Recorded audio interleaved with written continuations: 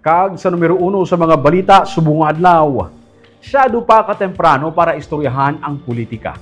Ini ang nangin sabat ng 2nd District Representative 30 Marañon kag 3rd District Representative Javi Benitez. Ini may angot sa nagatuhaw karon nga mga survey angot sa pagpili sa ilang duha bilang mga kandidato para sa pagkagobernador sang Negros Occidental.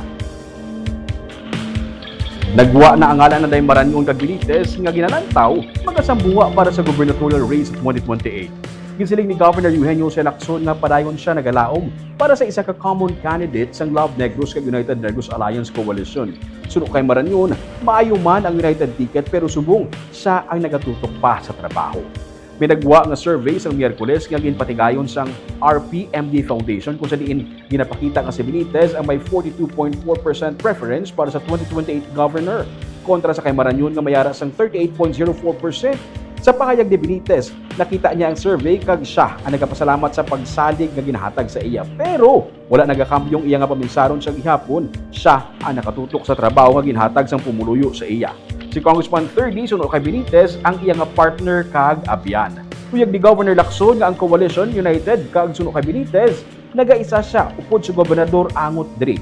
Ginsiling naman ni Mayor Salvador Escalante Jr. nga Secretary General sang UNEGA nga nagalaom nila sa gihapon sa unification sang koalisyon.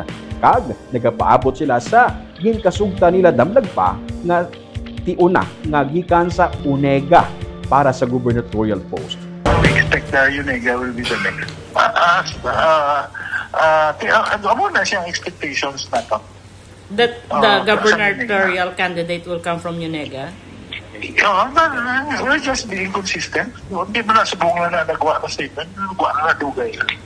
9 years ago mo na inistoryahan when we endorse GOM for una pa na siya managlain. But wala mayors ang written agreement? Of course not. Of course. Una, hindi pwede. It is secret vow. The people will decide eventually. But we talk among ourselves as industry leaders, as political leaders.